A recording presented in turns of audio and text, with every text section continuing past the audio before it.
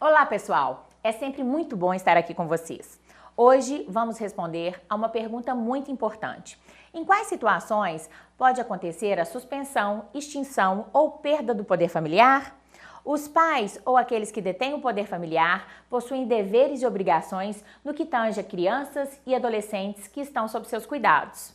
Mas quais são as infrações em relação às normas estabelecidas na Constituição Federal e no Estatuto da Criança e Adolescente que podem levar a esta grave consequência? É sobre este tema hoje que iremos tratar. Vamos começar?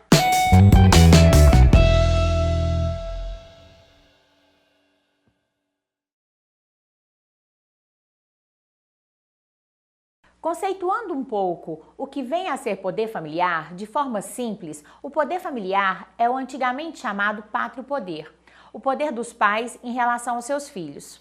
Passou a se denominar poder familiar mais recentemente, em especial, em reconhecimento à igualdade de papéis entre o homem e a mulher no exercício desse poder. O poder familiar é originado com a filiação natural, ou seja, quando o filho nasce, mas também da filiação legal em caso de adoção, por exemplo. O poder familiar vem com um conjunto de deveres e obrigações em relação aos filhos, para que os pais possam zelar pelo bem-estar e pelo futuro dos mesmos. Mesmo que os pais se divorciem ou não morem no mesmo espaço físico, ainda assim continuam com as obrigações perante seus filhos, continuam os dois no exercício do poder familiar.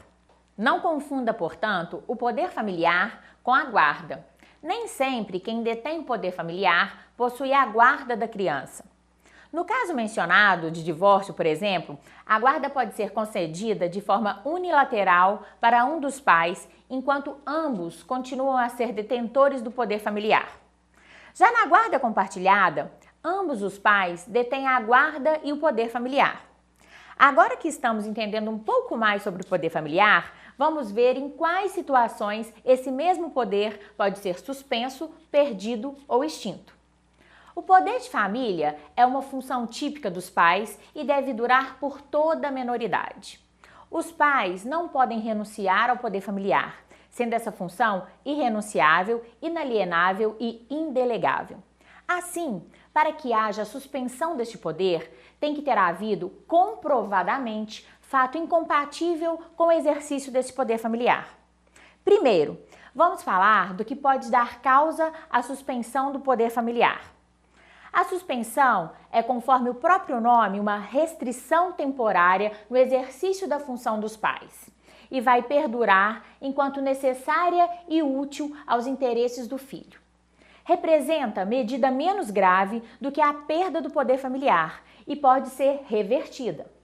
Existe a possibilidade ainda de ser decretada em relação a um único filho e não para todos eles. A suspensão ocorre com base no que é previsto no artigo 1637 do Código Civil, que fala que em caso de pai ou mãe abusarem de sua autoridade, faltar aos deveres em relação aos filhos, arruinar os bens dos filhos. Caberá sempre ao juiz interpretar o caso e avaliar se é passível de suspensão do poder de família. A intenção irá ser sempre de afastar o filho de uma influência nociva dos pais, considerando o chamado melhor interesse do menor.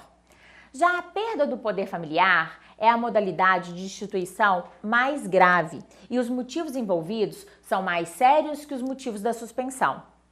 As hipóteses que poderão causar essa perda estão definidas no artigo 1638 do Código Civil. São elas: perderá por ato judicial o poder familiar o pai ou a mãe que, primeiro, castigar imoderadamente o filho. 2. Deixar o filho em abandono. Inciso terceiro, praticar atos contrários à moral e aos bons costumes. A perda do poder familiar pode ocorrer também se pai ou mãe, de forma recorrente, cometer as mesmas falhas que o levaram a ter o seu poder familiar inicialmente suspenso. Especificamente, em relação ao castigo imoderado, como causa da perda do poder familiar, é importante dizer que isso não significa que os pais não podem ser rígidos.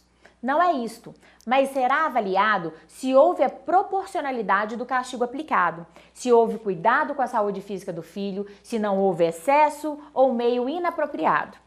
Já a extinção do poder familiar ocorre, por exemplo, quando o pai ou mãe morre ou mesmo quando o menor atinge a maioridade ou é emancipado.